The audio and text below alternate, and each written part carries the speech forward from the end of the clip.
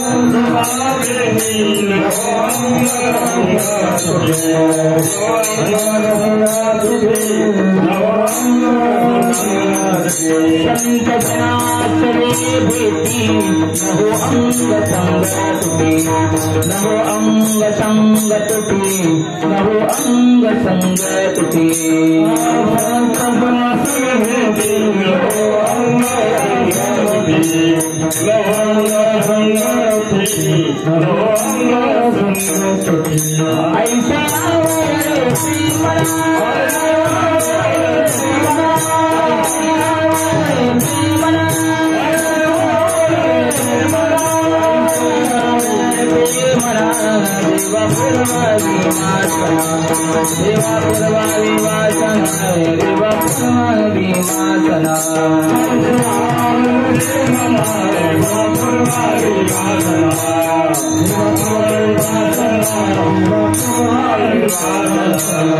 तुकामणे झिले भले संत संगस्तने भले संत संगस्तने भले संत संगस्तने तुकामणे झिले भले संत संगस्तने संत संगस्तने भले संत संगस्तने तुकामणे झिले भले संत संगस्तने भले संत संगस्तने भले संत संगस्तने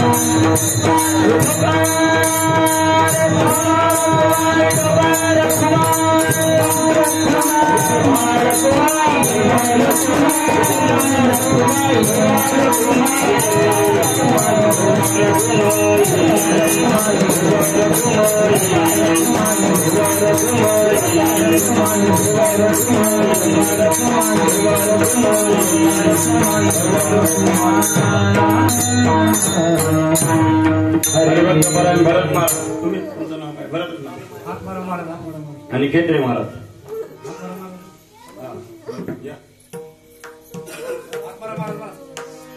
हरिभक्तपरायण आत्माराम महाराज, बापू केंद्रे महाराज.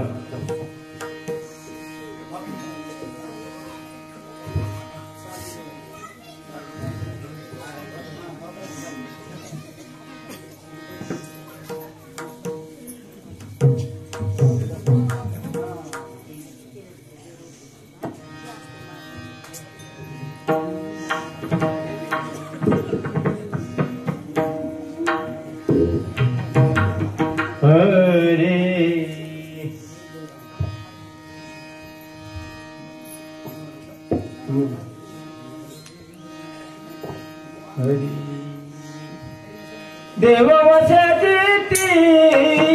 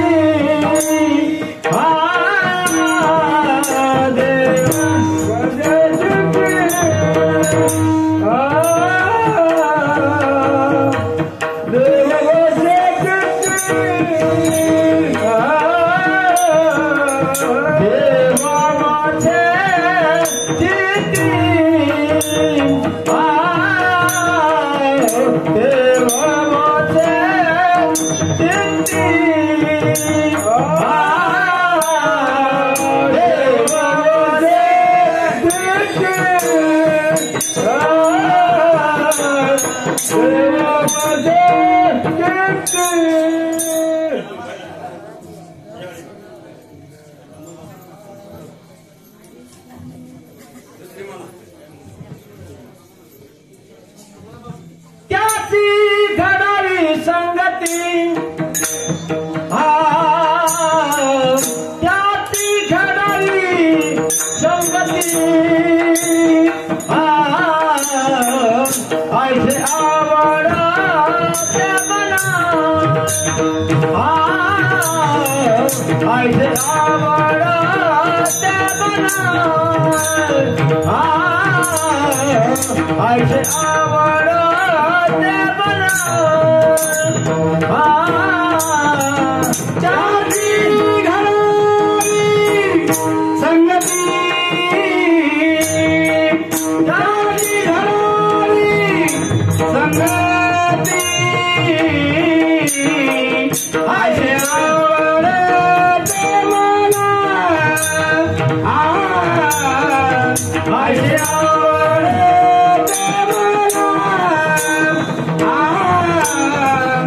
ऐसे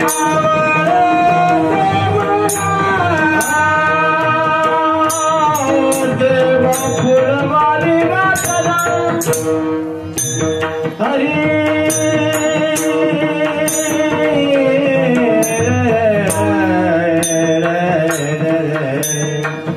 हरे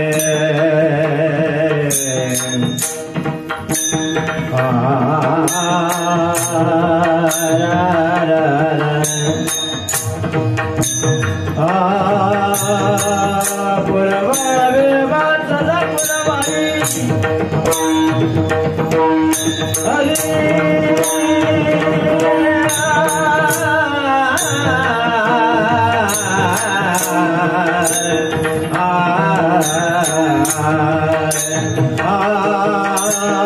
देवा पुरवावी वासदा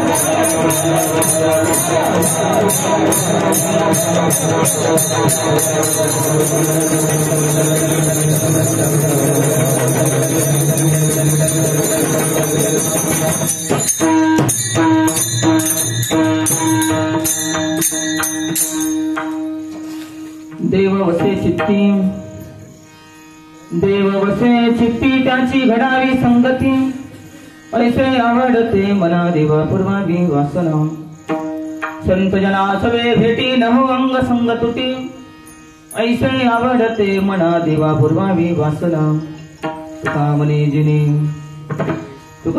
जिने भले संत संगष्टणे ऐसे आवडते मना देवा पूर्वावी वासना पांडुरंगा करो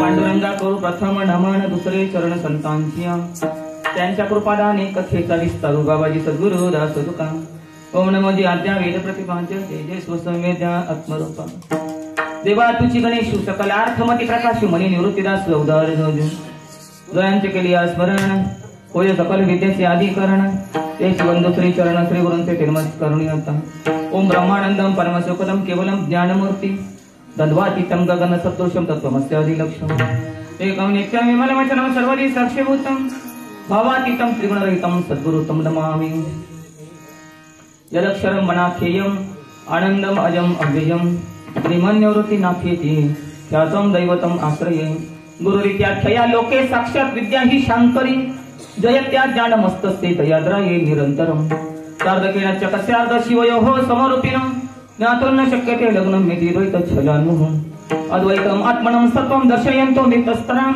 तो वन्दे जगतमाद्युतयो सत्त्वाधिपतये मूलायाग्राय मध्याय मूलमध्याग्रमूर्तये क्षीणाग्रमूलमध्याय नमापूर्णाय शम्भवे परं ब्रह्मं परं धामं सच्चिदानन्द विग्रहं ज्ञानेश्वर इति ख्यातं प्रणमामि गुरुपरम्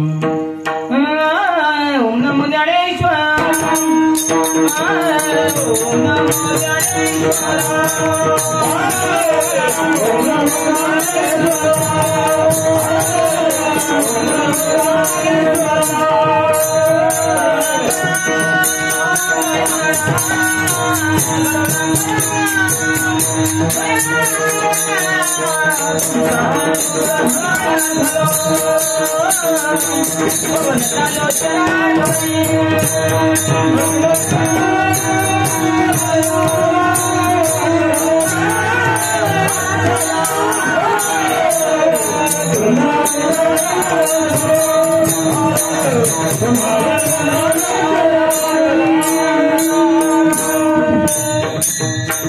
ओम नमो ज्ञानेश्वरा करुणाकरा दयाळा तुमचा अनुग्रह लादलो पवन झालो चरचरी मी कला कुसरी काही तऱ्हेने बोलत वचने अति भाविका एका जनार्दनी तुमचा दास त्याची आस पूर्वावी तुमचा अनुग्रह लादलो पवन झालो चराचरी नमन माझे गुरुराया महाराज दत्तात्रया महाराजा दत्तात्रया महाराज दत्तात्रया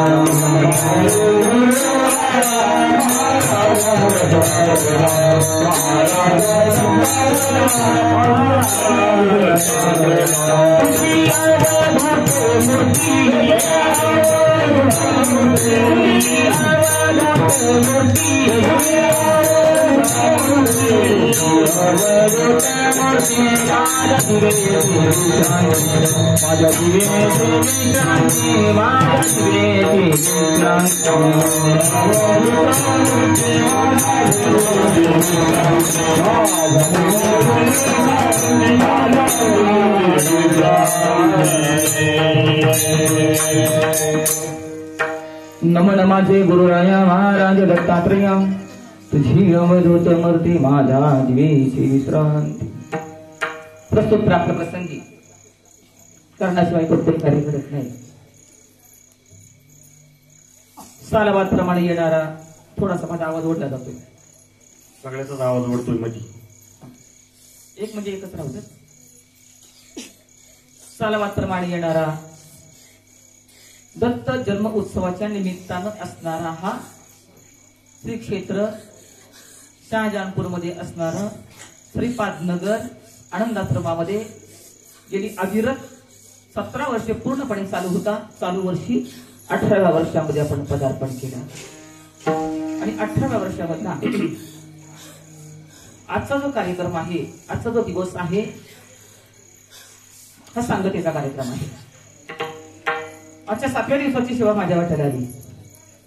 त्या निमित्तानं तुमच्यासारख्या संत सज्जनांची सेवा, तुमच्यासारख्या ब्रह्मरुग्णांचं दर्शन घेतलेला अभंग. जगद्गुरु जगद्वंदनीय देवती सुप्रसिद्ध साधू वैराग्याचे मूर्तिमंत पुतळे यांना 5वा वेद असं म्हणतो संत श्रेष्ठ तुकोबाराय. यांचा 4 चरणाचा कुणाचा कानपाठ, कुणाचा मुखपाठ. अभंग सोडवणं हा हेतू नाही. तर तुम्ही आम्ही सर्वजण गुरुपुत्र आहोत आणि तुम्ही आम्ही सर्वजण एका वंशातले आहोत. तर आपला जो वंश आहे तो रक्ताचा वंश नाही. आपला जो वंश आहे तो गुरुवंशातले आपण आहोत. आणि या गुरुवंशामध्ये जन्माला आल्यामुळं आपण सर्वजण एक आहोत. आणि म्हणून गेली 18 वर्ष अविरत तुम्ही आम्ही सर्वजण एकत्र येऊन हा जो उत्सव आपण करतोय, उत्सव कोणते कोणते उत्सव आहेत, हे पर्वकाळ आहेत आपल्या जीवनातले. राम जन्म उत्सव, श्रीकृष्ण जन्माष्टमी, वामन जयंती, शिवरात्र, दत्त जन्मोत्सव, असे पर्वकाळ आहेत. आणि पर्वकाळ का साजरे करायचे, या पर्वकाळामध्ये आपण आपल्या आनंदामध्ये स्वतःला न्हावून निघायचं, आपल्या आनंदाला आपण प्राप्त व्हायचं. कारण हरवलेला आनंद ज्या सद्गुरूच्या कृपेमुळे तुम्हाला मिळाला आहे, त्या आनंदावर आरूढ होण्यासाठी एकत्र यायचं. त्या आनंदावर आलेलं आवरण बाजूला काढून आनंदाचे अधिकारी व्हायचं.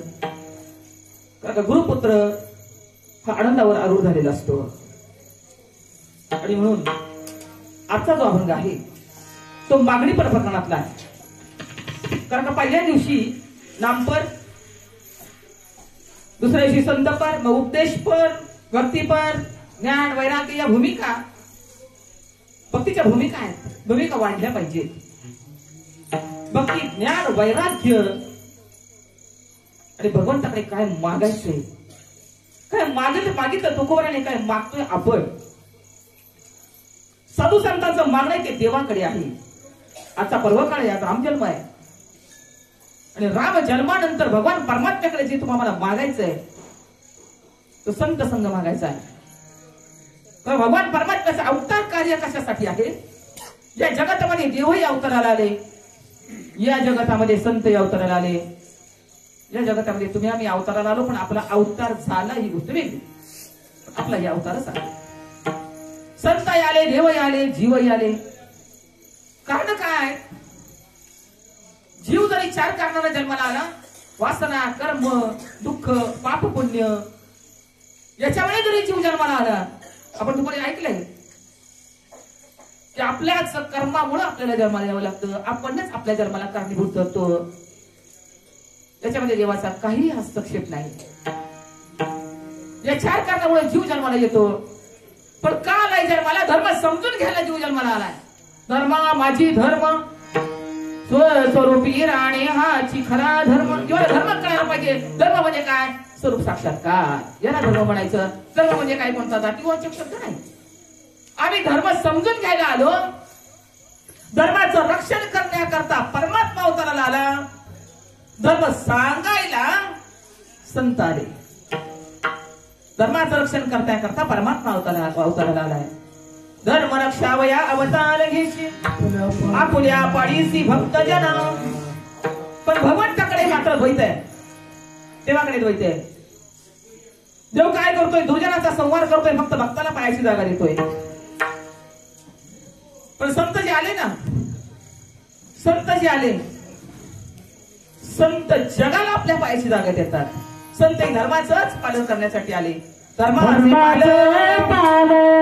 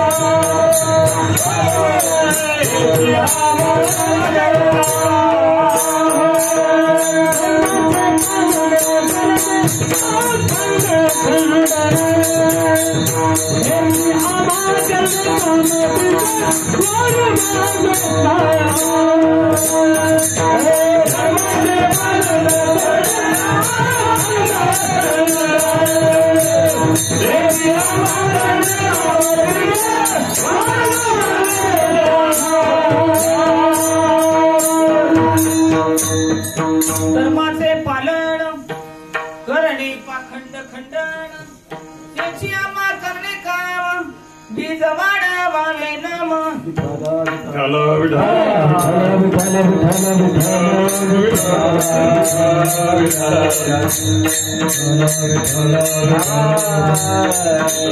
एक म्हणजे एकच ठेवा. एक तर आवाज तरी वाढवा, नाहीतर कमी तरी करा, काहीतरी एक करा.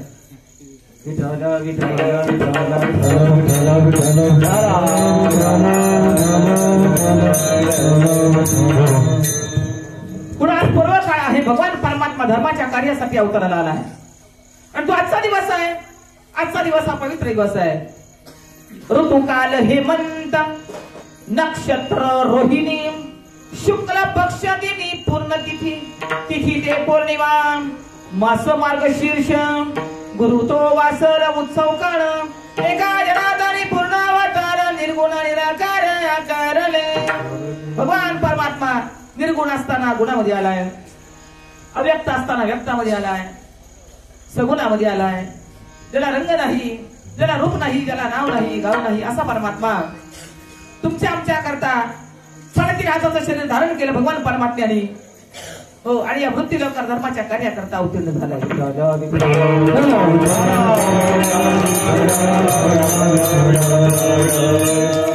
देव कुणाच्या पोटी अवताराला येतो. आपण ऐकलं रात्री अत्री आणि अनुसया. अत्री म्हणजे 3 गुणांच्या पलीकडे असणारी विभूती. अनुसूया म्हणजे जिच्या ठिकाणी असूया नाही ती अनुसया. परमात्मा कुणाकडे अवताराला येत नाही. जर आपल्याला शेतामध्ये जर धान्य पेरायचं असेल तर जमीन सुपीक करावी लागते. आपण तण असताना धान्य पेरू शकत नाही. तसं परमात्मा जो अवताराला येतो ती कुणाची कुस पाहिली आहे. पवित्र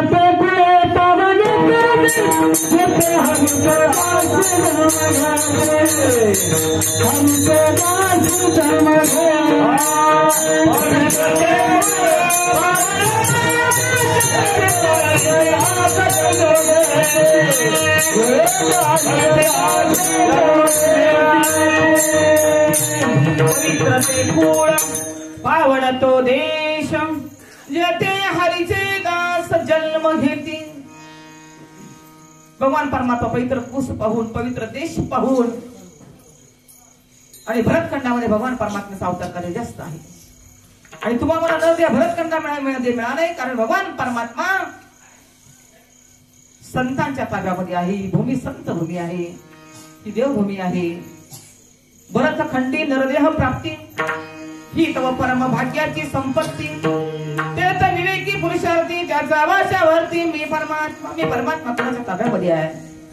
मी भक्ताच्या अधीन आहे, व मी दासांच्या अधीन आहे. म्हणून ज्याची कुस पवित्र आहे. नवे नवे अत्रीची अनुसया गरोदर धरी अवतार विश्वतारामय. अवतार कशासाठी आहे? विश्वाला तारण्यासाठी अवतार आहे.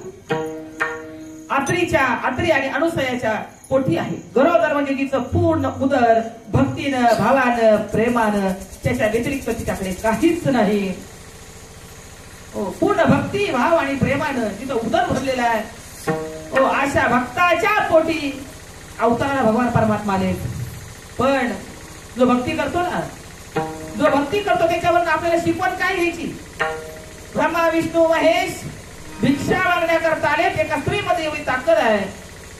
एवढ्या स्त्रीमध्ये पाहून ज्याला तुम्ही देवाला भाव समर्पित करताल, जेव्हा भगवंतावर प्रेम करताल, त्याची भक्ती करताल, तेव्हा परमात्म्याला सुद्धा तुमच्या दारामध्ये भिक्षा मागायला यावं लागेल.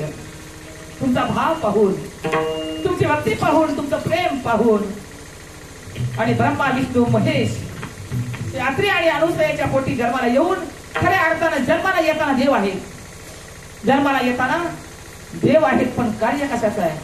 कार्य संप्रदायाचं आहे. जन्माला येताना देव आहेत, कार्य मात्र संप्रदायाचं केलेलं आहे.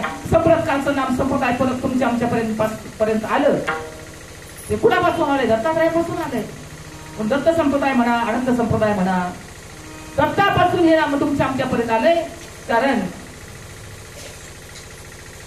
नवनाथाच्या पोथीमध्ये जर तुम्ही पाहिलं तर दत्तांनी याच नावाचा प्रचार आणि प्रसार करून नवनाथांना ती दीक्षा दिलेली आहे.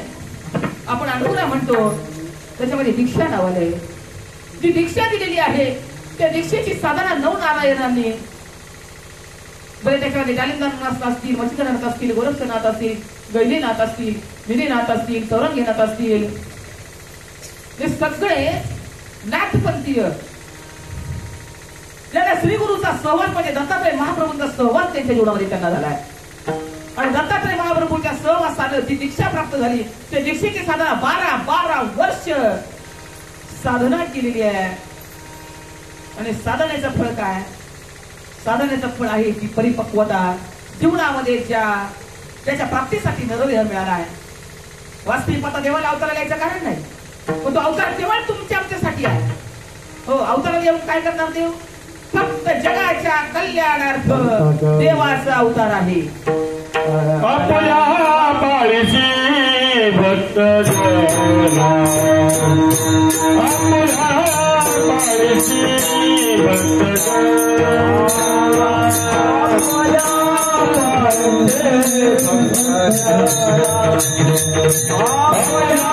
पाळीची भक्त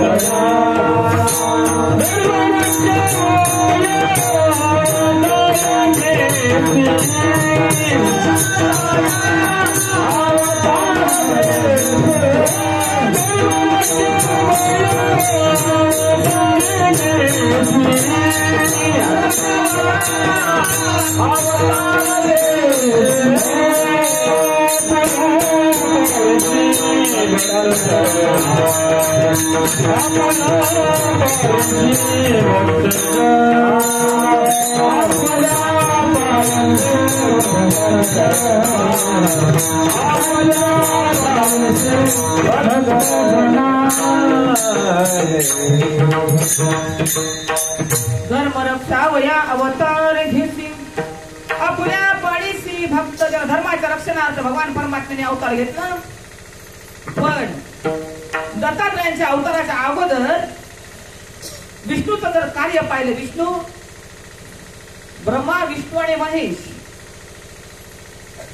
ब्रह्मानं जर हिरण्यकश्यपाला वर दिला होता, मला सांगायचं काय, संत रूपाला आलेली विभूती आणि देवाचं स्वरूप असताना नेमकं कार्यामध्ये कोणतं अंतर आहे? ब्रह्माने हिरण्यकश्यपाला वर दिला होता. आत नाही, बाहेर नाही, घरात नाही, दारात नाही, सकाळी नाही, दुपारी नाही, शस्त्र नाही, अस्त्र नाही, माझा वध कोणी करू नये असा वर ब्रह्मदेवाने दिला. पण भगवान विष्णूनं अवतार घेऊन त्याचा संहार केला. ब्रह्मदेवानं वर दिला, शंकरानं वर दिला महिषासुराला, भस्मासुराला. पण नाचता नाचता नाचता स्वतःच्याच डोक्यावर भस्म हात ठेवून शंकराने त्याला भस्म केलं. हे देवांचं कार्य आहे. तर संतांचं कार्य मात्र तसं नाही. संत अगदी दुराचारी जरी असला आणि राक्षसी वृत्तीचा जरी असला, आपण ऐकले रामायण, सगळं रामायण आपल्यातच आहे. आपण बाहेरचा राम पाहायला लागलो. पण आपल्यात तर रामायण काय गडबड आहे आपल्यामध्ये ते कळत नाही आणि आपल्यात ती गडबड मिटवण्यासाठी रामायण आहे. रामायण नुसतं सांगणं आणि ऐकणं नाही, आपल्यात ती गडबड मिटवण्यासाठी रामायण आहे. कोण आहे आपल्यामध्ये? आपली सुद्धा शांतीरूपी सीता चोरून नेलेली आहे रावणानं. क्रोधरूपी रावणानं शांतीरूपी सीता नेलेली आहे आणि त्या सीतेला सोडवण्यासाठी रामाचा अवतार कार्य आहे. म्हणून या ठिकाणी शास्त्र सांगतं राम म्हणता राम जोडीचे शांती मिळेल. हो, शांती मिळेल, सुख मिळेल. म्हणून भगवान परमात्मा हा दुष्टांचा संहार करतो. पण तेच संत रूपाने जेव्हा दत्तात्रय महाप्रभू अवताराला आले त्यावेळेला दुष्टांचा संहार नाही केला, दुष्टांना सुद्धा आपल्या पायाशी जागा दिली. दुराचारी जरी असला तरी त्याला सदाचारी बनवण्याची ताकद संत संतामध्ये आहे. हो का दुराचारी विषयी हो का दुराचारी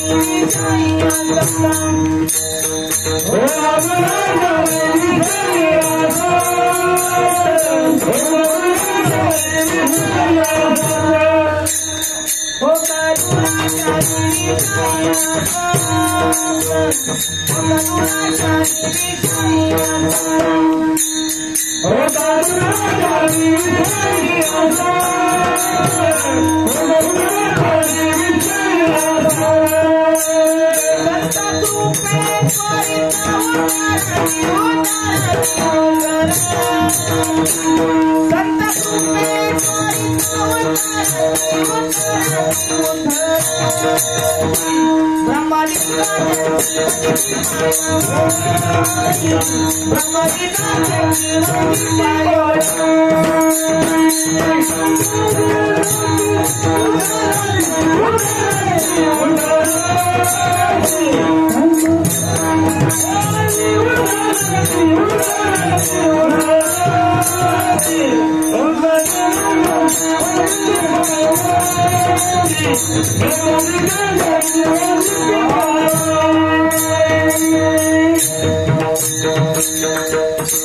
हो का दुराचारी विषयी आसक्त संत कृपेत त्वरित म्हटलं बरं का.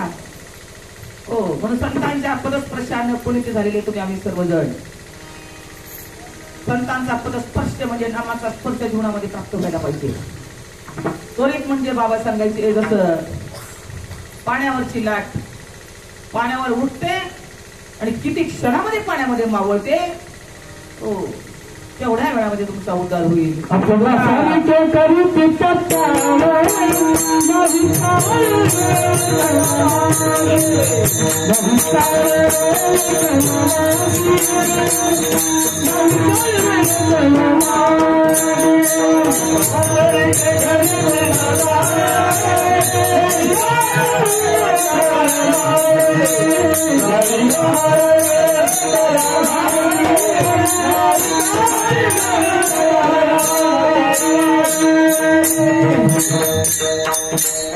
सारखे करती तात्काळ नाही काळ वेळ तया लागी तुका म्हणे महापातकी पतित होती जीवन मुक्त हेळा मात्रे. संत संघामध्ये महापातकी जरी असला तरी आपल्याला उदाहरण माहिती नाही का? नारायणाचं नाव घेऊन अदा वेळाचा उद्धार झाला ना. नारायण नामे होऊ जीवन मुक्त कीर्तनी अनंत गाऊ किती. भगवान परमात्म्याचं नामस्मरण संत मुखातून जर संतांना प्रदान केलं, पाण्याची लाट पाण्यावर उठते आणि पाण्यावर मावळते, तेवढ्या वेळामध्ये उद्धार होईल. पण श्रोत्रिय ब्रह्मनिष्ठानी कृपाळू कोणाचा संकट जीवनामध्ये करायला पाहिजे. इथं मागित नाही, कुणाला मागितले? देवाला मागितले तुकोबरायनं. देवाची कृपा झाल्याशिवाय संत कृपा होतच नाही बरं का. देवाची कृपा झाल्याशिवाय म्हणून जीवनामध्ये एक नंबरची कृपा आहे ती ईश्वर कृपा आहे. पण ईश्वराची सेवा जर केली तर संत कृपा निश्चित होते. पण ईश्वराची कृपा जर तुम्ही सकाम जर केली, संत कृपा करत नाही बरं का. सकामतेनं सकामतेचं फळ काय आहे? सकामता म्हणजे तुम्ही दत्त जन्म केला पण दत्ताकडे मागितलं मला अमुक अमुक प्रपंचातलं अमुक अमुक सुख मिळू दे, दत्त महाप्रभू तुम्हाला देतात. जे मागतात ना त्याला सकाम म्हटलं जातं, त्याचं फळ प्रपंचामध्ये मिळतं, त्याला सकाम म्हटलं जातं. पण सगळं करायचं पण मागायचं मात्र काहीच नाही. त्याला निष्काम असं म्हणतात. निष्काम कर्म करायचं, निष्काम उपासना करायची आपल्या जीवनामधलं कर्म. हो, कारण आज ओवी सांगितली की नाही आज कोणी प्रवचनामध्ये, अभ्यास ओळी गहन अर्धा मग ज्ञान, ज्ञानापासून ज्ञान विशेष ज्ञान. ज्ञानाच्या पुढे कर्मफलाचा त्याग सांगितला आहे. कर्मफलाचा त्याग म्हणजे निष्काम कर्मस्थिती. कर्म करत असताना मनामध्ये कोणती अपेक्षा न ठेवता कर्म करणं, उपासना करणं. कोणती उपासना म्हणजे तुम्ही कोणताही जप करा, ती उपासना निष्काम जर झाली ना तर त्याचं फळ काय? निष्काम कर्माचं आणि निष्काम उपासनेचं फळ आहे ईश्वराची कृपा. आणि ईश्वराची कृपा जर झाली, ईश्वराची कृपा जर झाली, ईश्वराच्या कृपेशिवाय संत भेट कधीच होत नाही. अगोदर देवाने कृपा करावी लागते. म्हणून तर तुकोबाराय सांगतात ना, माझ्या विठोबाचा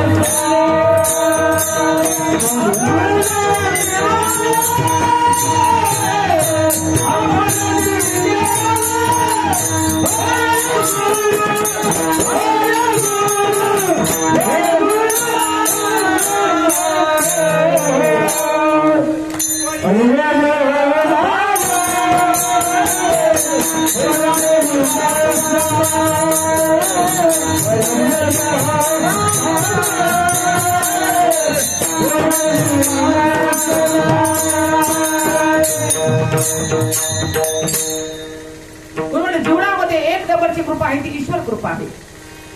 ईश्वर कृपेचं फळ काय आहे तर श्री गुरु कृपा आहे. श्री गुरुचं फळ काय? श्री गुरु कृपेचं फळ आहे शास्त्र कृपा करतं तुमच्या आमच्यावर. आम्हाला शास्त्र कळायला लागतं. इथं बसलेल्यांना कुठं शिकायला गेले होते पण शास्त्र कळतं की नाही? सहज शास्त्र, सहज कृपा आहे साधूची. सहज बोलणे हित उपदेश. कोणताही अट्टहास नाही करण्यामागे.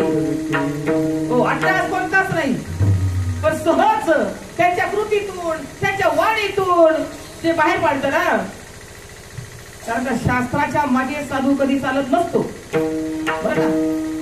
शास्त्राच्या मागे साधू कधी चालत नाही, शास्त्र साधूच्या मागे चालत असतो.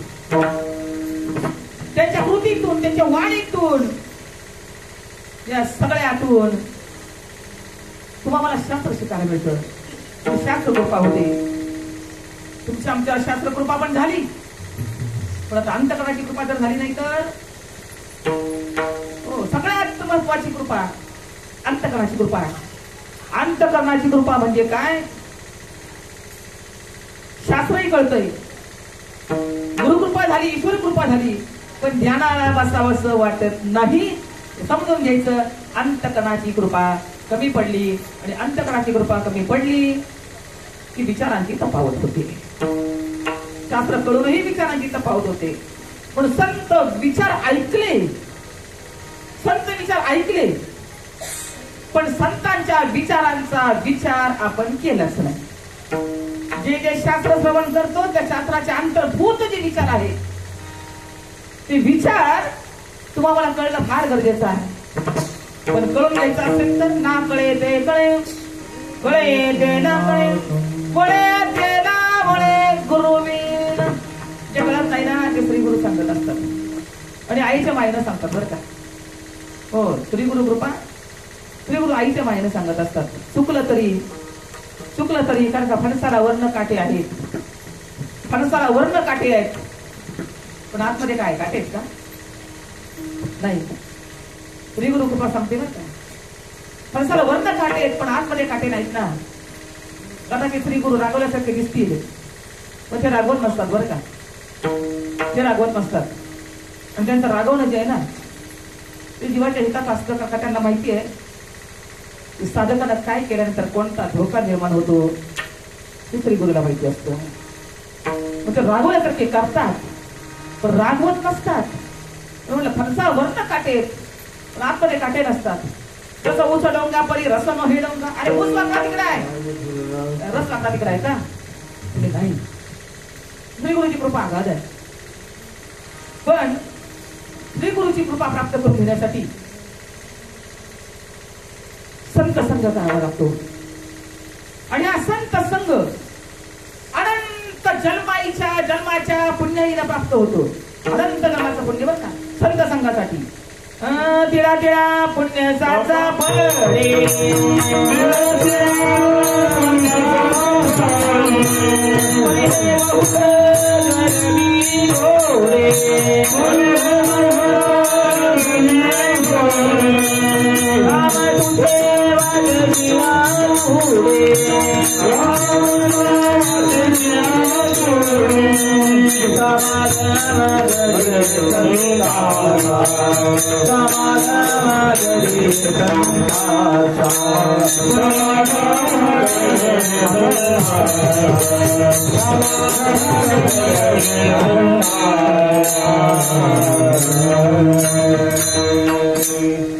संतांचा समागम कधी प्राप्त होतो.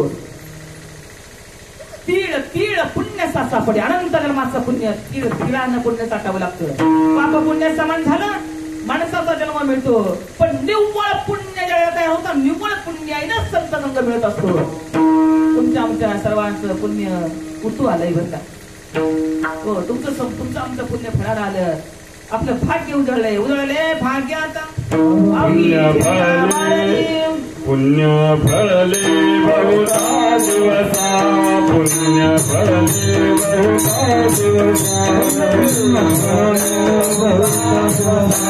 पुण्य फळले भाग्य उदयाचा कथा. भाग्य उदयाचा कथा.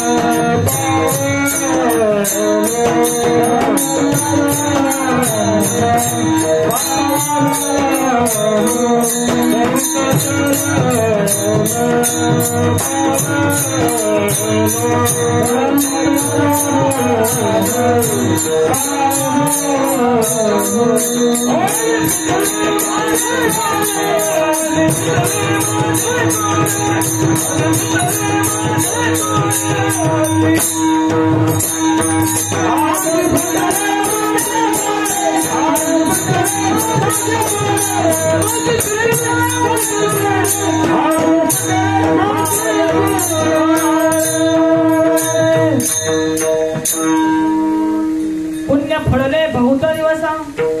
भाग्य उदयाचा ठसा. आमचं भाग्य उदळाला आलं. झालं सन्मुखात कैसा संत चरण पावलो. 84 लक्ष योनीमध्ये आमचं पालतं पडलेलं भाग्य साधूने उजळून दिलं. उदाहरण तुम्हाला सांगते दृष्टांत सांगतो म्हणजे लक्षात येईल. एक केसावर फुगे विकणारा माणूस आला. तो गल्ली गल्लीतून असं ओरडतोय केसावर फुगे केसावर फुगे. दुपारची वेळ आहे. सगळे पुरुष मंडळी आणि स्त्री म्हणजे सगळ्या घराघरातल्या महिला आणि पुरुष वर्ग सगळा कामाला गेलेला आहे. आणि तो फुगेवाला गल्ली गल्लीतून फिरतोय केसावर फुगे केसावर फुगे. आई वडील कामाला गेले पण सगळी लेकरं घरी होती. सगळी मुलं घरी होती. सगळी मुलं त्या फुगेवाल्याच्या होती जमली.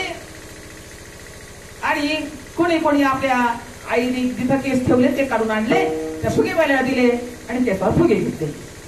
पण एक मुलगी जवळ आली म्हटली बाबा मला एक फुगा द्या ना. तो फुगेवाला सांगतो काहीतरी आणलं घरातून.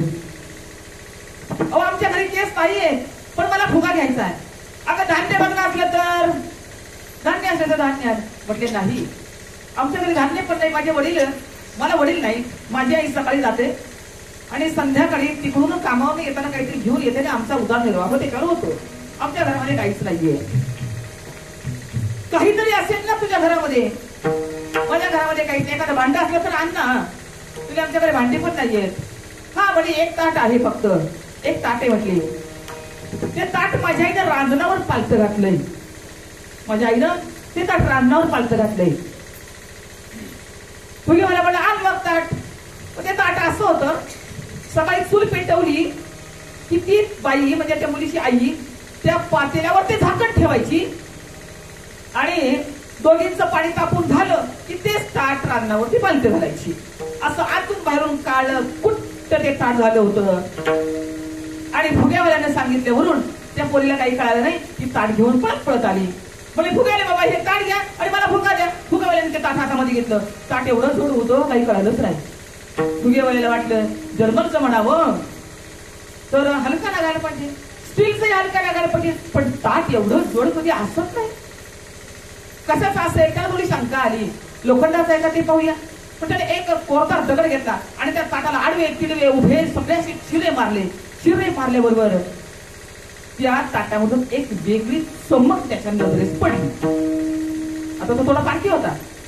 ती एक वेगळीच चमक नजरेस पडली. फुगेवाल्याला थोडी शंका आली. त्यांनी परत अजून चिरे मारले. आता मात्र खात्री पडली हे ताट लोखंडाचं नाही, पितळेचं नाही, जर्मनचं नाही, स्टीलचं नाही, हे ताट आहे ते सोन्याचं आहे. फुगेवाला वाट बघू लागला. बाळा तुझी आई कधी येणार आहे. फुगेवाला संध्याकाळपर्यंत थांबला. कारण का त्याला कुठली खात्री होती तो पारखी होता हे ताट सोन्याचं आहे. पण रांजणावर पालतं घातलं होतं. ते ताट जर कळलं ना हो तर यांचं पालतं पडलेलं भाग्य उदयाला येणार आहे. आईला बोलवलं.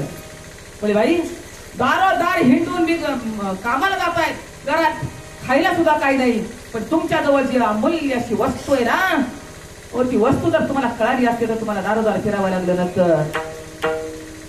पालथं पडलेलं ताट उतानं केलं ते सोन्याचं निघाले. माझा दृष्टांत संपला. दृष्टांतासाठी कीर्तन नाही, त्याचा सिद्धांत तुम्हाला सांगायचा आहे. 84 लक्ष योनीमध्ये आमचं असाच भाग्य पालथं पडलंय. पण आता आमच्या जीवनामध्ये पारखी मिळालाय. पारखी हो पारखी मिळाला बरं का. त्याने तुमची पारख केली आहे आणि तुमच्यामध्ये असणारी जी वस्तू आहे ना हो जी अमूल्य किमतीची अमूल्य बरं का, त्याला मोल नाही. त्या वस्तूला मोल नाही. आपल्याकडे जी वस्तू आहे ना हो त्या वस्तूला मोल नाही, पण ती आम्हाला ओळखू येत नाही. म्हणून तुकोबांना सुद्धा सांगावं लागलं ओळखा रे वस्तू साडा रे कल्पना,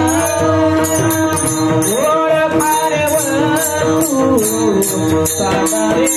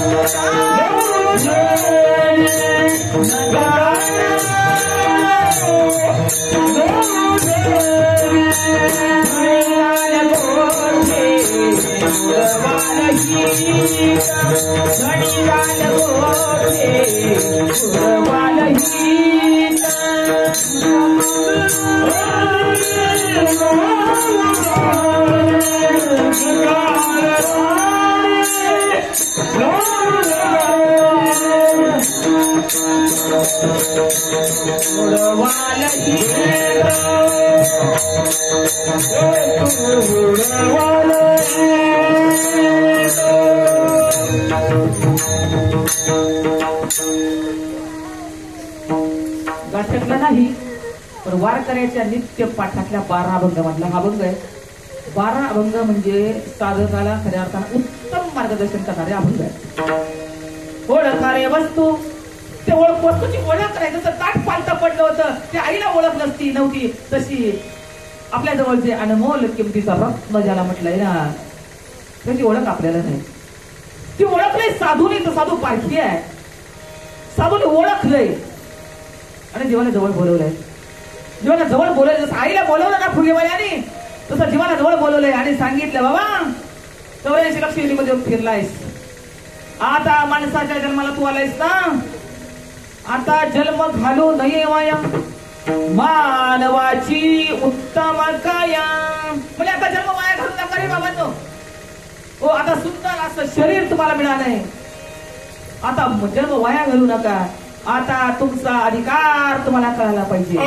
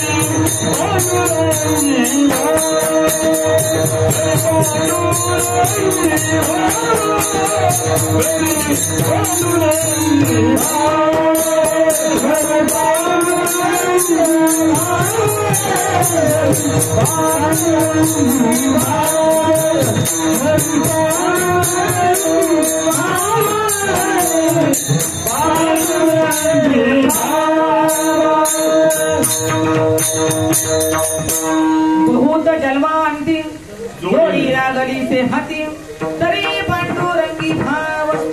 म्हणजे बहुत जन्मांती जन्मलासी नरा किंवा बहुत सुकृते नर देह लागला भक्ती विन गेला अधोगती. म्हणजे अनंत जन्म फिरून तुला आता मनुष्य देव जो प्राप्त झालाय ना, तुझ्यातली वस्तू जाणण्याकरता, तुझ्यातलं देवत्व ओळखण्याकरता, तुझ्यातलं देवत्व प्रगट करण्याकरता तुला माणसाचा जन्म मिळालाय. हा अधिकार तुला प्राप्त करून घ्यायचा असेल तर ज्यांनी देवत्व आपल्याला प्रगट केलेलं आहे, नवे नवे, जो त्या स्वरूपावरच आरूढ झालेला आहे, त्याच्या जीवनामध्ये दुसरा विषयच राहिला नाही, अशा महात्म्याचा संग जीवनामध्ये जर केला तर तो महात्मा आपल्यातली शक्ती प्रगट करून देण्यास समर्थ तोच आहे. म्हणून ती शक्ती प्रगट करण्याकामी साधूची कृपा जीवनामध्ये फार महत्वाची आहे. तर काय या कलियुगामध्ये सगळे मिळेल पण साधू मिळणार नाही बरं का. संधी साधू भरपूर मिळतील, हो संधी साधू भरपूर मिळतील, पण साधू गरड आईसा कोणी तुका त्याची हो. पण जीवनामध्ये साधूचा बोध खूप महत्वाची गोष्ट आहे, साधूचा बोध. पण साधूचा बोध जीवनामध्ये प्राप्त करून घेण्यासाठी ईश्वराची कृपा जीवनामध्ये फार महत्वाची आहे. ज्याच्या ज्या चित्तामध्ये अखंड परमात्म्याचा वास आहे त्याचा संग अखंड दया तुझी प्रीती, अखंड दया तुझी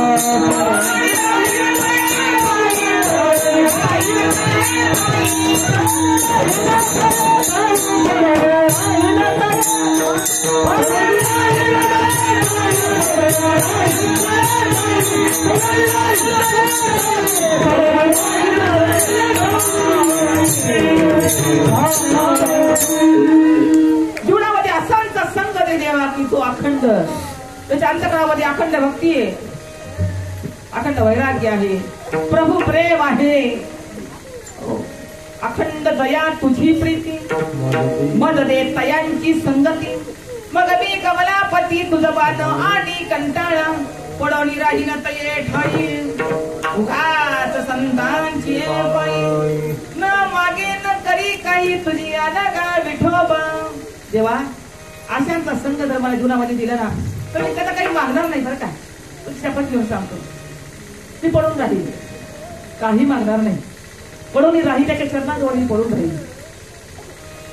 न मागेन न कधी काही तुझी आण नका विठोबा. देवा तर मला त्याचा संघ दे. तर का संत संगतीचे काय सांगू सुख आपण पारिके नाही देते. ज्या जगतामध्ये संत संघाचं सुख काय सांगावं, तर त्या जगतामध्ये सगळ्यात श्रेष्ठ जर कोण असेल ना, साधू थोरला साधू थोरला साधू थोरला साधू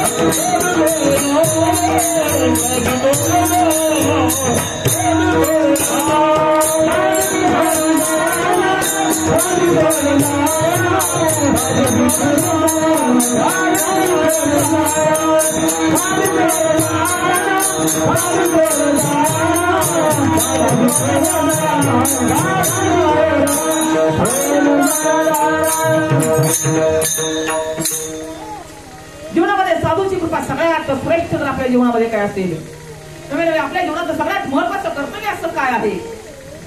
तुम्ही म्हणताल प्रपंच करतोय म्हणजे मुलांचं मुलींचं लग्न करणं, नातवंड सांभाळणं, घरदार सांभाळणं हे कर्तव्य आहे का आपलं? म्हणजे नाही. सगळ्यात साधू संतांनी याला दुय्यम स्थान दिलं. आणि सगळ्यात मुख्य कर्तव्य काय आहे आपलं, जे साधूच्या मुखातून आमचं दुःख संपवणं, अत्यंत दुःखाची निवृत्ती आणि परभाषा आनंदाच्या राशीवर तुम्हाला साधू बसवणार आहे. ज्याच्या जीवनामध्ये अखंड तो आनंद, अखंड भाव आणि अखंड भक्ती ती प्रकट आहे. हो, तो नवे नवे त्या प्रेमाचा पुतळाच आहे. आणि अशांची कृपा जीवनामध्ये प्राप्त करून देण्यासाठी तुम्ही आम्ही माणसाच्या जन्माला आले. ज्याच्या चित्तामध्ये अखंड देव आहे ना त्याचा संघ जीवनामध्ये तुकोबराय मागतायत. अभंगाचं पहिले चरण.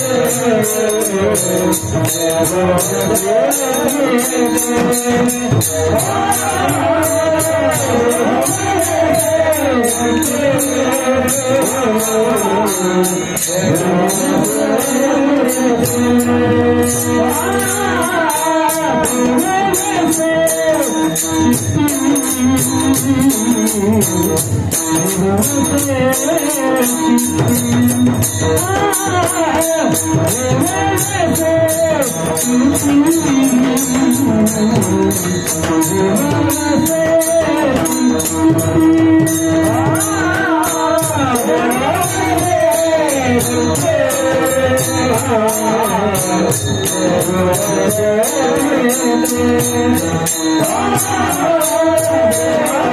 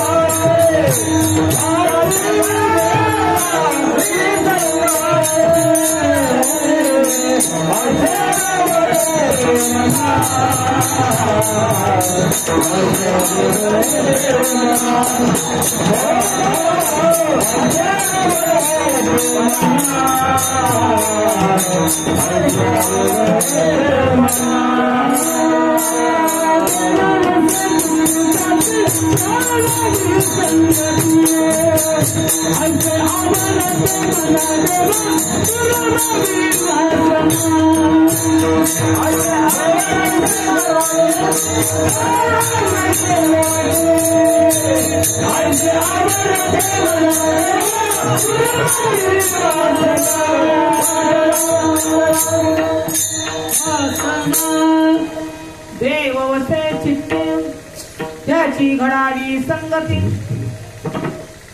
त्याच्या जीवनामध्ये ज्याच्या चित्तामध्ये अखंड भगवंताचा वास आहे.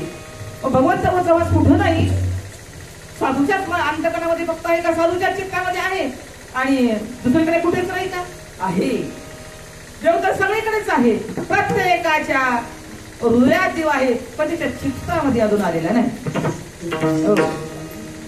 देव सगळीकडे आहे, पण ज्याच्या चित्तात तो देव राहतो अखंड, त्याचा संग जीवनामध्ये जर करून घेतला ना साधू. आता हे प्रमाण आहे, आपण आता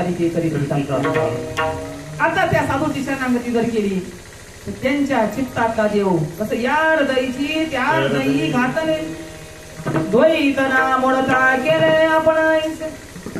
आपल्या हृदयातलं ज्ञान साधूने आपल्याकडे काही ठेवलं नाही बरं. आणि जो हातचा राखून करतो ना तो साधू कधीच नसतो. हो, जो हातचा राखून करतो तो साधू कधीच नाही. जो आपल्याकडं सर्वस्व बरं का, सर्वस्व हो, आपलं सगळं काही सर्वस्व सगळं ज्ञान ते समोरच्या जीवाच्या किंवा साधकाला जो प्रदान करतो ना त्याला म्हणतात आपण असायचे. हो, नाहीतर मग इथं असं कधी कधी होतं की आपण ज्याची शरणागती करतो तो कीर्तनकार असतो, पण तो कधीच कुणाला कीर्तनकार बनवत नाही, आहे की नाही. हो, किंवा तो कधीच कुणाला प्रवचनकार बनवत नाही. की आपल्यासारखं ज्ञान त्या साधकाला व्हावं अशी इच्छा कोणती श्रीगुरुती असते. त्याला श्रीगुरुत्री कसं म्हणता येईल. म्हणून श्रोत्रिय ब्रह्मनिष्ठ आणि कृपाळू सांगितलं महात्मा त्याच्या चित्तामध्ये. श्रोत्रिय म्हणजे 4 वेद 6 18 पुराणांचं जो गर्भित गाभा ज्याच्या हाताला लागलाय ना, हो, गर्भित गाभा ज्याला सार म्हटलं जात आहे. दुधातलं सार काय, तूप आहे. उसातले सार काय, साखर आहे. तसं 4 वेद 6 18 पुराणांचं सार काय आहे, सार म्हणजे नाम आहे. हो, म्हणून तुकोबारांना सांगितलं वेदांचा तो अर्थ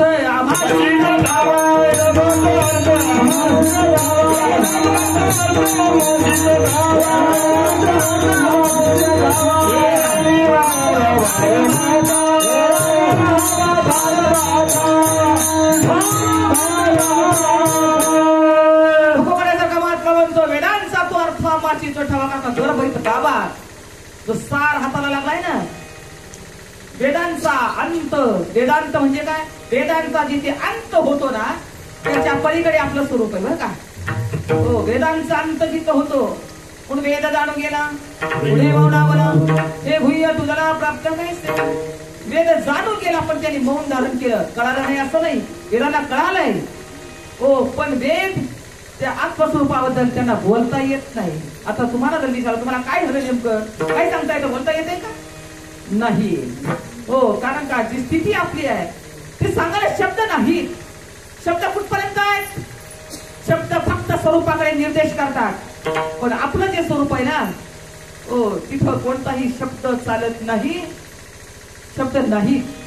शब्देवी न संवादिजे, इंद्रिय नता भोगीजे, बोलादी झोंबीजे प्रमेय असतील. शब्दांच्या पलीकडे आपलं स्वरूप आहे.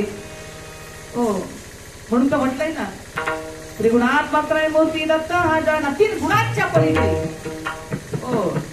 रज तम आणि सत्व. सत्वाच्याही पलीकडे शुद्ध स्वरूप. शुद्ध स्वरूप तुमचं आमचं आहे. आमची ब्रह्मस्थिती आहे. पण आम्हाला जे आहे ते समजत नाही. आम्ही जे आहोत ते आम्हाला समजत नाही. आम्ही जे नाहीत ना ते आम्हाला समजतोय. आम्ही जे आहोत ना, आम्ही कोण आहोत? साधू सांगतात ना, देवाची बरे, देवाची बरे. तुका म्हणे खरे तुम्ही. तुका म्हणे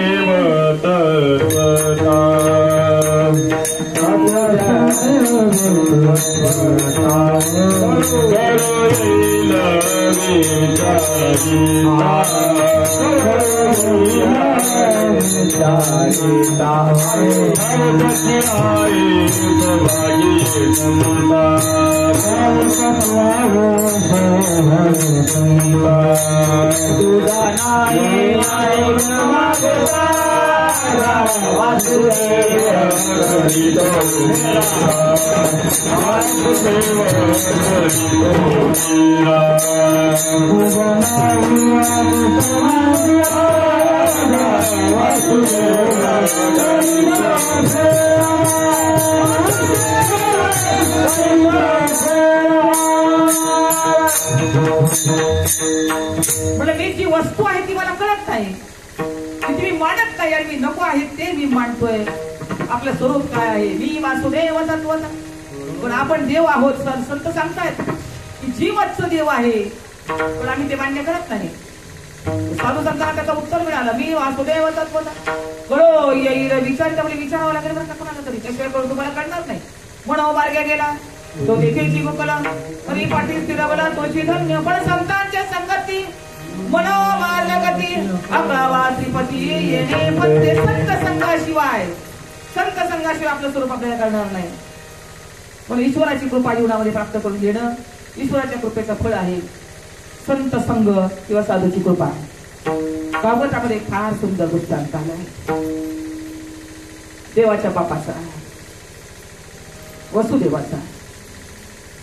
एक दिवस नारद वर्षी येताना पाहिले. संत संघ जीवनामध्ये किती महत्वाचा आहे. आणि आपल्याला फुकट मिळालाय ना, आपल्याला त्याची किंमत कळत नाही. जे फुकट मिळतं ना, दारावर सोनं विकायला आहे म्हणून आपण त्याला भंगार समजू लागलो. आहे की नाही? ही घोटीची गंगा. समर्थ सद्गुरू श्रीपाद बाबा, समर्थ सद्गुरू रामदास बाबा यांच्या कृपाशीर्वादानं हरिभक्तीपरायण ब्रह्ममूर्ती प्रभाताई महाराज देशमुख यांच्या कृपेनं तुमच्या दारापर्यंत आली, तुमच्या घरापर्यंत आली, तुमच्या अंतकरणापर्यंत आली, तुमच्या चित्तामध्ये अवतरली घोटीची गंगा. संतांचं उदाहरण इतका आहे. ती अनाधिकालची परंपरा दत्तापासून आलेली. दत्तापासून आलेली अनाधिकालची संप्रदायाची संप्रदाय पूर्वक नाम. परिणाम कधी होतो? संप्रदायाच्या नामानच परिणाम होतो, अन्यथा परिणाम होत नाही. पण तुम्हाला जी शिकवले, जी भक्ती शिकवलेली आहे, विचारांचा विचार करून विचाराची परिपक्वता जर झाली तर तुमच्या आमच्या आतमध्ये ती शक्ती प्रगट होते. कुणाच्या कृपेने? संत कृपेने. दृष्टांत असा होता. एखादी भागवत मध्ये सुंदर विषय आलाय. जीवनामध्ये संत संघ किती महत्वाचा आहे. देव पोटाला आलाय वसुदेवाच्या, पण देव कळाला नाही. देव पोटाला आला तरी देव कळाला नाही. देव पोटाला आलाय वसुदेवाच्या. द्वारका नगरी बसवली. उग्रसेनाला आपल्या आजोबांना गादीवर बसवलं. आई वडिलांना बंदीखान्यातून सोडवलं. सुखाचे दिवस भोगतायत. पण एक दिवस वसुदेव मोठ्या खिन्न अंतकरणाने बसलेला आहे. समोरून नारद महर्षी आले. नारद महर्षी म्हणतात, वसुदेवा आता सगळं तुमच्या मनासारखं झालंय, पण तुमच्या चेहऱ्यावर असणारी चिंता नेमकी कशासाठी आहे? वसुदेव सांगतायत, नारद महर्षी तुम्ही त्रिकालामध्ये भ्रमण करताय. भविष्य वर्तमान जाणारे तुम्ही आहात, ते त्रिकाल ज्ञानी आहात. तुमच्या चेहऱ्यावरचा आनंद, तुमच्या चेहऱ्यावरचा भक्ती आणि भाव पाहून माझं मन थोडंसं खिन्न झालंय. जे तुम्हाला प्राप्त झालंय ते मला अजूनही प्राप्त झालेलं नाही. का बरं तुम्ही असं का विचार करताय? मला खूप पश्चाताप झालाय नारद महर्षी. कशाचा? अहो, आम्ही दोघी पती पत्नीनं, वसुदेव सांगतायत, देवकी आणि वसुदेवानं दोघांनी मिळून 60,000 वर्ष तपश्चर्या केली. 60,000 वर्ष तपश्चर्या केल्यानंतर भगवान परमात्मा स्वतः प्रसन्न झाले. आम्ही संत संग मागायला पाहिजे होता, आम्ही मोक्ष मागायला पाहिजे होता. देवा, तुझी प्राप्ती आम्हाला कशाने होईल हे आम्ही देवाकडे मागायला पाहिजे होतं. तर आमचं मागणं एवढं चुकलंय, त्याचा पश्चाताप मला होतोय की आम्ही देवा, नारद महर्षी, आम्ही देव प्रसन्न झाला आणि आम्ही काय मागितलं? देवा, तू आमच्या पोटाला ये. आमच्या पोटाला येऊन सुद्धा आम्हाला देव कळत नाहीये की जो गोकुळामध्ये गवळलेला कळालाय, जो उद्धवाला कळालाय, जो ज्या अर्जुनाला, ज्या माझ्याच पोटी आलेल्या कृष्णानं 18 औषधी सैन्यामध्ये अर्जुनाला जो परमात्मा नामाचा जो बोध दिलेला आहे, त्या बोधापासून मी अजूनही वंचित करावे, त्याच्याबद्दल मला अजूनही खंत वाटते. जेव्हा पोटाला आला तरी कृपा कुठे झाली? देवाच्या कृपेशिवाय संत भेटत नाही, पण पोटाला येऊन देवाची कृपा नाही झाली. पण संत कृपा, संतांना जर आपलं अंतकरण जर सांगितलं की नाही, संतांना अनंत जन्माचं प्रारब्ध भस्म करण्याची ताकद संत संघामध्ये आहे. कारण संत संघामध्ये शास्त्र श्रवण जर केलं ना, तर तुमच्या पापाच्या राशी चढतात आणि पुण्याचं गाठोडं साठवून संत संघामध्ये वेगळं काही न करता शास्त्र श्रवणानं तुमचा उद्धार होतो. संत संघ जीवनामध्ये किती महत्वाचा आहे. पण वसुदेव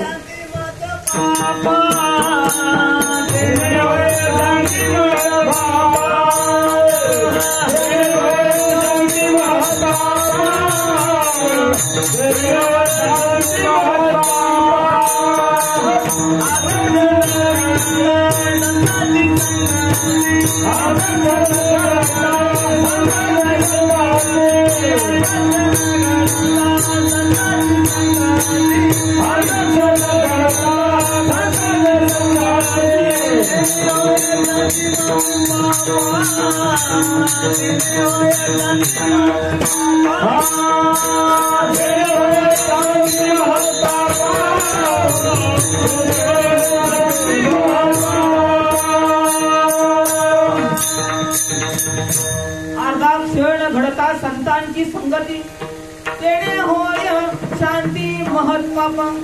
त्याचा पण वेगळा दृष्टांत आहे. करण्याचा जन्म, नारद महर्षींची गाठ, आणि परत नुकतान नजरानजर झाली, तो परत पोपटाचा पक्षाचा जन्म, परत पोपटाची नजरानजर झाली, हो, तर राजपुत्राच्या दरबारामध्ये जन्म.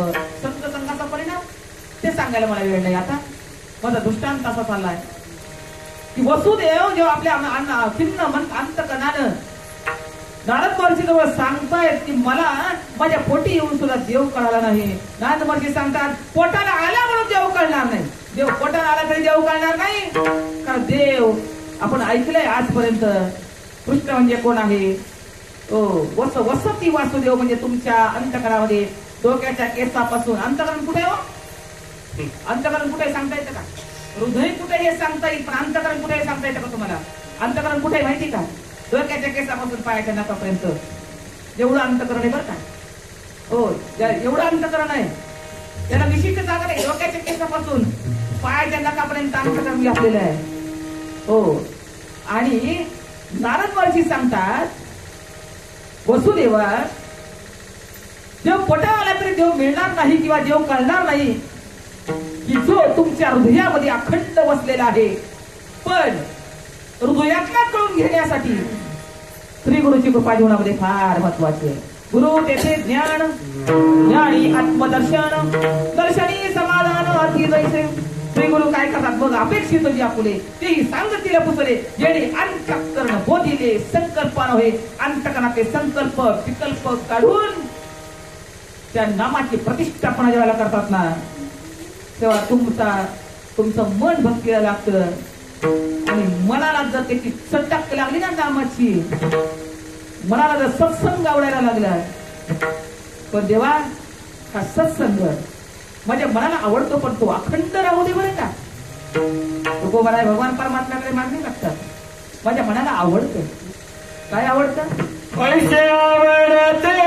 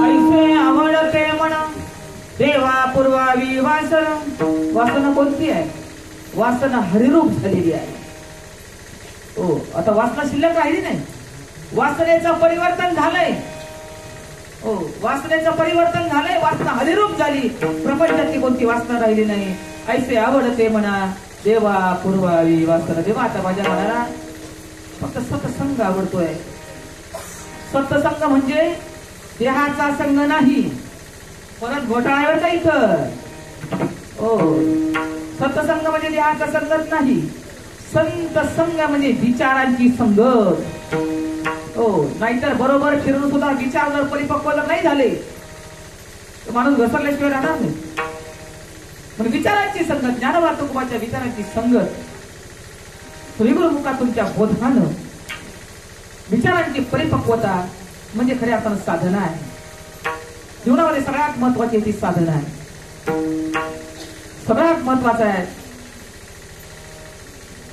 आपल्या श्रीगुरूंच्या मुखातून जे तत्व आपल्याला मिळालेले आहे त्या तत्वाच्या विचारांचा विचार करून त्याचं चिंतन करावं चिंतने चिंतने तद्रूपता चिंतन करता करता करता ज्याचं चिंतन करतो ते स्वरूप तुम्हाला प्राप्त होईल अनेक उदाहरणं शास्त्रामध्ये सांगितलेली आहेत हो चिंतन करता करता करता ज्याचं चिंतन करू ते स्वरूप तुम्हाला मला प्राप्त होईल चिंतन कशाचं करायचं आहे स्वरूपाचं ध्यान करायचं आहे आपल्यामध्ये अखंडता आहे आपल्यामध्ये अखंडता पहिलीच आहे हो श्रीगुरूंना बाहेरून अखंडता टाकलेली नाही फक्त ते चुकलंय जो भ्रम झाला होता तुम्हाला हो भ्रम हे दिसतंय ते मी आहे हा भ्रम आहे तुम्हाला तर भ्रमाची निवृत्ती संत संघामध्ये होत असते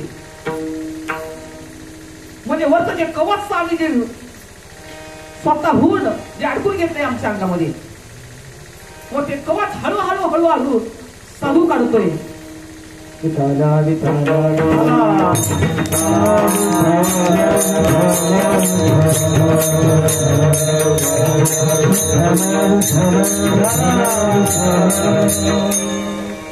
म्हणजे जरी बोध मिळाला जीवनामध्ये कळालं मी देव आहे हे ज्ञान आपल्याला झालं मी देव आहे मी देव आहे हे ज्ञान आपल्याला झालं पण हे ज्ञान सुद्धा वृत्ती ज्ञान सांगितले बरं का. ते ज्ञान वृत्तीमध्ये तयार झालंय. पण आपल्याला वाटतं ब्रह्मज्ञान आम्हाला झालं, पण ब्रह्मज्ञान होत नसतं, ज्ञानच ब्रह्म होत असतं. झालेलं ज्ञान ते ब्रह्म होत असतं. पण दशा जाण्यासाठी दिशा निश्चित मिळावी लागेल, आणि दिशा ही संत संघामध्ये मिळत असते. न जाणो परत परत परत आवरण येऊ नये. आपण सकाळी काय करतो, रात्री झोपताना सकाळी उठल्यावर घर झाडतो, परत 4 वाजता घर झाडतो, आणि संध्याकाळी काय करतो, घर झाडतो आणि अंथरून टाकतो. आहे की नाही? दार खिडक्या बंद केलेल्या आहेत, घर झाडतो, अंथरून टाकतो, सकाळी उठतो, अंथरून काढतो आणि घर झाडतो. असंच करतात ना? तर तुमच्याकडे नाही अशी पद्धत. रात्री झोपताना झाडून घ्यायचं, अंथरून टाकायचं, दार खिडक्या बंद आहेत, सकाळी अंथरून काढायचं आणि झाडू हातात घ्यायचा. दार खिडक्या बंद आहेत, रात्री झोपून अंथरून टाकलं होतं, झाडून अंथरून टाकलं होतं, केर कुठून आला? संत संघाची गरज काय आहे? वेर आला कुठून? दरवाजे खिडक्या बंद असताना सुद्धा केर येतो. जरी आपल्याला बोध झाला, जरी साधूला आम्हाला अहम ब्रह्मास्मीचं ज्ञान दिलं, पण ज्ञान जर परिपक्व जर नाही झालं तर त्याच्यावर आवरण येतं. बरं का? हो, त्याच्यावर आवरण येतं. कारण याला 9 दार आहेत. डोळ्यातून जे पाहतो त्यात उतरते, कानातून जे पाहतो का वृत्ती ही निवृत्त नाही झालेली अजून. वृत्ती ज्ञान झालं पण वृत्ती निवृत्त नाही झालेली अजून. कानाने जे ऐकतो ते आत उतरतोय, डोळ्याने जे पाहतो ते आत उतरतोय, वाणीने जे बोलतोय ते स्वीकारतोय. त्या 10 दरवाजातून किती घाण आतमध्ये जाते. दार खिडक्या बंद असताना किरण निघतो आणि दारं सगळी उघडी आहेत. साधू संत संत बाबा रे, इंद्रिया ते चोरून जेवी तयासीच भावी. साधू सांगताय तुम्हाला, इंद्रियांचे कवाड बंद करून तुम्हाला आतल्या सुखाला प्राप्त व्हायचं आहे. हो, तुमच्या आमच्या आतमध्ये जी शक्ती आहे ती शक्ती साधू प्रकट करणार आहे. ती शक्ती म्हणजे सामान्य स्वरूप आहे आमचं.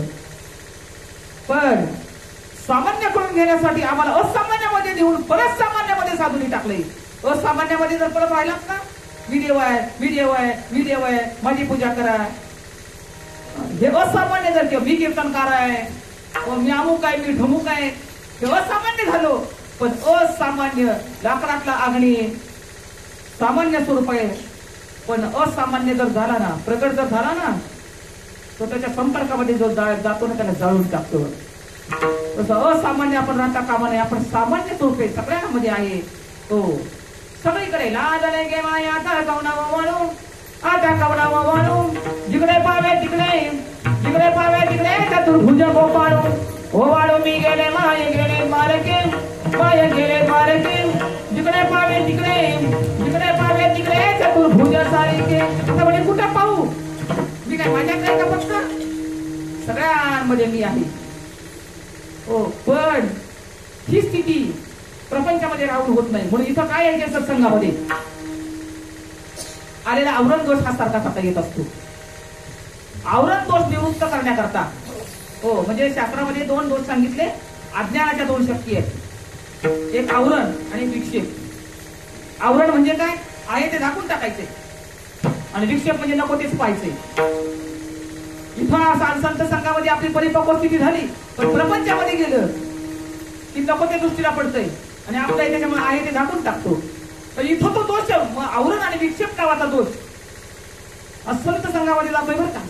मग विक्षेप, आवरण, आवरण नावाचा दोष आणि विक्षेप नावाचा दोष संत संघामध्ये जात असतो. कारण का शेवाळ जरी आलं ना, तरी शेवाळात 4 शेवाळाला जसं झाकून टाकतात, तसं आमच्या स्वरूपाला झाकणारे ते दोष निवृत्त व्हायचे असतील तर अखंड संत संघ जीवनामध्ये करावा. अखंड सांगितले बरं का, पण निदान वर्षातून 8 दिवस तरी. पण अधून मधून आपल्या सद्गुरूंना विचारावं, चिंतना संबंधानं, चिंतना संबंधानं आपले काही प्रश्न असतील ते श्रीगुरूकडे प्रकट करावेत. तुकोबाराय सांगतात अशा संत संघामध्ये आपण अखंडतेनं संत संघामध्ये जर राहिलो तर आपल्यातली अखंडता साधू हो तुम्हा आम्हाला प्रगट करून देतोय. आपल्यामध्ये अखंड कायम आहे ना, नाकाच्या शेंड्यापासून बिंबीच्या देठापर्यंत अखंड आहे. पण ती अखंडता संत संघामध्ये कायम राहते, अखंड राहते. तुकोबाराय सांगतात अशा पासून मला दूर लोटू नको बरं का.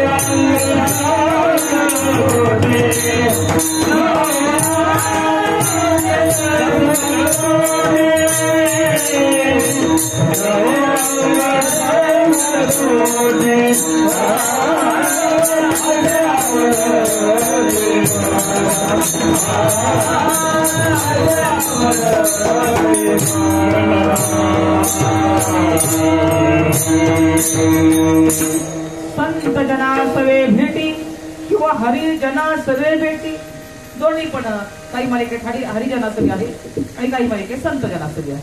संत जना सवे भेटी दो अंग संग तुटी ऐसे आवडते मना देवा पूर्वारी वासना विठोबार कुमारी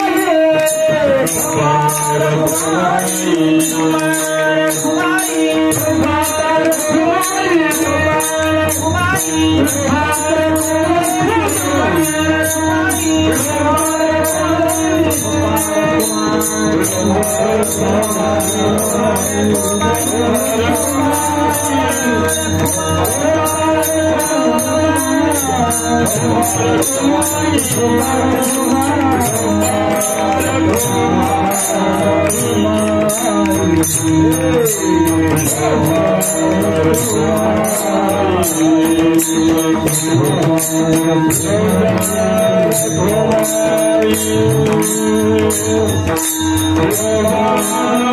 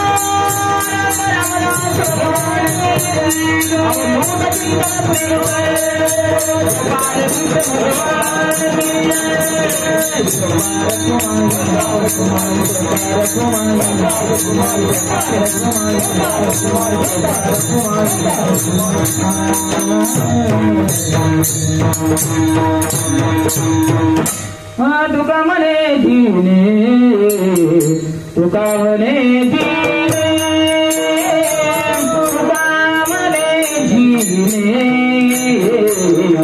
तुका म्हणे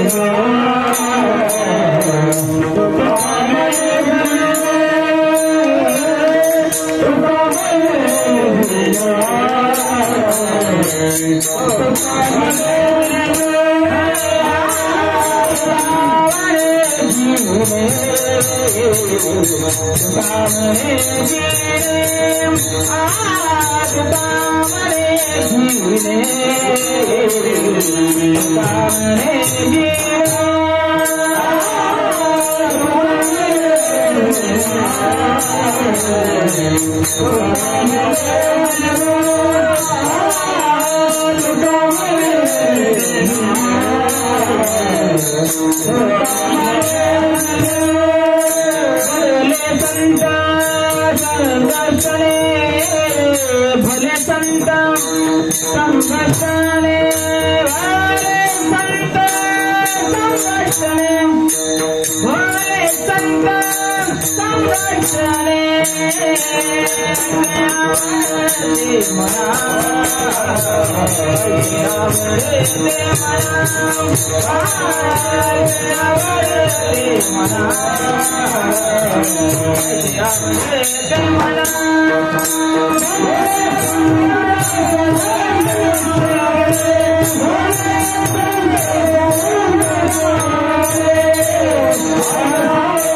भले संत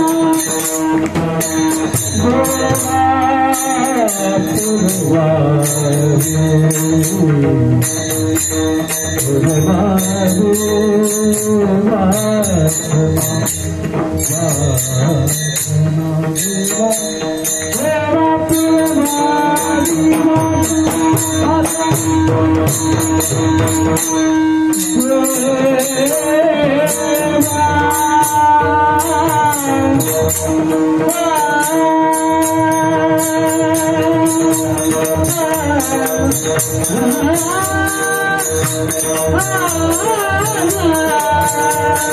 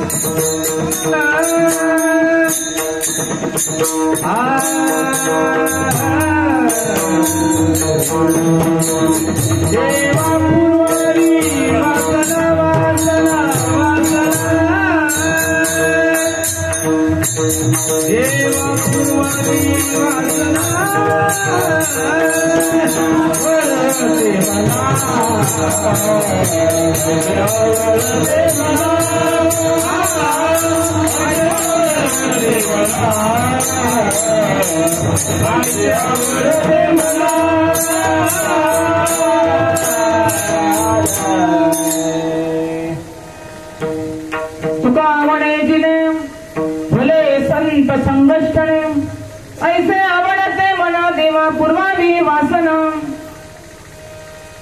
अभंग तुकोबारायांचा आहे. दत्त जन्मोत्सव सोहळा चालू आहे. गेली 7 दिवसापासून तुम्ही आम्ही हा आनंद या पवित्र अशा भूमीमध्ये, ही भूमी नामस्मरणानं पवित्र झालेली आहे. संत संघ म्हणजे काय?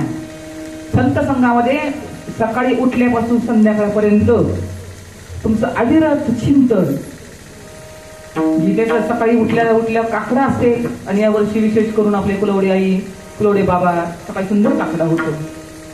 काकडानंतर तुम्ही सर्वजण तरुण वर्ग गीताशास्त्राचं पठण करतात. दुपारच्या वेळेला आमच्या महिला वर्ग, आता अनेक महिला आहेत, तुमच्यासारखं मला नाही जमणार रामायण सांगायला. वाचक आणि सूचक आमच्याकडे ही पद्धत नाही. तुमच्याकडे पद्धत आहे, आमच्याकडे फक्त सत्य असतात. पण रामायण वगैरे 4-4 महिने तुमच्या गावाकडे जे चालू असतात ते आमच्याकडे नसतात. अनेक महिला वर्ग इथं ज्ञानी आहेत. रामायण सांगतायत पण, वाचतायत पण, आणि त्याचा अर्थही सांगतायत. त्यानंतर दुपारच्या पाठामध्ये दुपारच्या प्रवचनाचा सोहळा, हरिपाठ, कीर्तन, या संत संघामध्ये तुम्हाला आम्हाला ऐकायला मिळतं. कीर्तन सांग होय अंग हरी रूप. की तुम्ही तर हा भेद जाऊन आपला मी जायला पाहिजे. हो, मी जायला पाहिजे. देहाच्या संबंधानं संत संघामध्ये मी जातो. संत संघामध्ये देहाच्या संबंधानं मी जातो आणि तत्वाच्या संबंधानं मी उगवतो. पण दोन्ही मी टाकून एक पूर्ण ब्रह्मस्थितीला प्राप्त करून घेणं हे आपलं महत् कर्तव्य आहे. आणि हे कर्तव्य आपल्या सत्संगामध्ये करता येतं. म्हणून खऱ्या अर्थानं या भागावर 50 गावं जे आमच्या ताईंनी घडून राहतं, तुम्ही ऐकलं की तुम्ही एक स्त्री म्हणून तिच्याकडे पाहू नका. स्त्री म्हणून पाहू नका, कारण संत म्हणजे स्त्री किंवा पुरुष नाही. संत म्हणजे भगवे कपडे पांढरे कपडे नाही. संत म्हणजे तत्व आहे. संत म्हणजे ज्ञान आहे, की ज्या सत्संगामध्ये आमचं अज्ञान गेलंय. जोपर्यंत अज्ञान आहे तोपर्यंत चांगदेव. हो, आणि त्या चांगदेवाचं ज्ञान घडवण्यासाठी जोपर्यंत मुक्ताबाई जीवनामध्ये अवतरत नाही ना, तोपर्यंत आम्हाला ज्ञान प्राप्त होत नाही. हो, अज्ञान म्हणजे चांगदेव आणि ज्ञान म्हणजे मुक्ताबाई. तर प्रत्यक्ष ज्ञान अवतीर्ण होऊन तुमच्या आमच्या जीवनामध्ये हरिभक्तीपरायण प्रभाताई महाराज देशमुख तुमच्या आमच्यावर जी कृपा केलेली आहे, आईच्या माईला प्रत्येकाला सांभाळलेलं आहे. साधूचं कार्य सत्य आहे. अज्ञानाकडून ज्ञानाकडे, अंधकाराकडून प्रकाशाकडे. अशी वस्तू डोळ्यांना दिसत नाही, ती वस्तू तुम्हाला अनुभवाला आणून दिली आहे. जसं पहा, शेवटचे 5 मिनिटं घेणार आहे. कार्यक्रमाला उशीर झालेला होता. जसे एखादी वस्तू तुम्हाला पाहिजे असेल, सतरंगाचा परिणाम सांगतेय. एखादी बाह्य वस्तू तुम्हाला पाहिजे असेल तर बाह्य वस्तू पाहण्यासाठी दिवसा पाहायचा असेल सूर्याचा प्रकाश लागतो आणि रात्री पाहायचा असेल तर लाईटचा प्रकाश लागतो. बाहेरील वस्तू पाहण्यासाठी दिवसा पाहिजे असेल तर सूर्यप्रकाशाची वस्तू दिसते, रात्रीच्या वेळी लाईटच्या प्रकाशामध्ये ती वस्तू दिसते. पण वस्तू समोर पडलेली आहे, वस्तू समोर पडलेली बाहेरची वस्तू, पण ती वस्तू पाहण्यासाठी कोणती क्रिया लागते आणि आतली वस्तू पाहण्यासाठी कोणती क्रिया लागते. बाहेरची वस्तू पाहण्यासाठी बाहेरचा प्रकाश असावा लागतो, वस्तू तिथं पडलेली असावी लागते. आपलं अंतर्मन, अंतर्मन डोळ्यातून मन बाहेर पडतं, त्या वस्तूवर जातं आणि मग वस्तूचं ज्ञान होतं. एवढ्या क्रिया कराव्या लागतात का. वस्तू बाहेरची वस्तू पाहण्यासाठी एवढ्या क्रिया कराव्या लागतात. पण आत जी वस्तू आहे सतसंगामध्ये बरं का,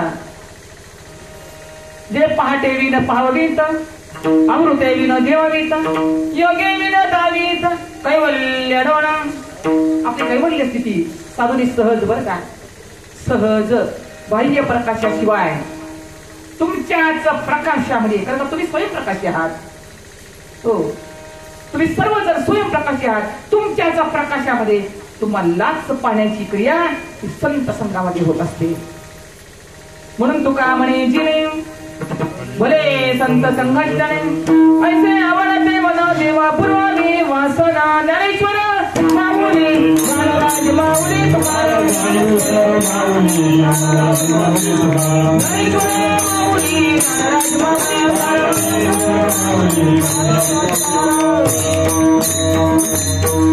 सद्गुरूंनी दिलेले ते नाम आहे, त्या नामावर नितांत प्रेम करा.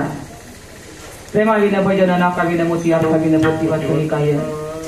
सद्गुरूंनी जी वस्तू तुम्हाला ठेवायला दिलेली आहे, आपलं अंतर्मन तुमच्या अंतर्मनामध्ये ओतलेलं आहे. जे नाम दिलेलं आहे त्या नामाचे साधन अखंड करा, त्या नामाला कधीच विसरू नका. नामाला न विसरणं हाच सत्संग आहे. नामाच्या रूपानं तो सद्गुरू गुरु तुमच्या हृदयामध्ये वास करतोय. बदर दही सद्गुरू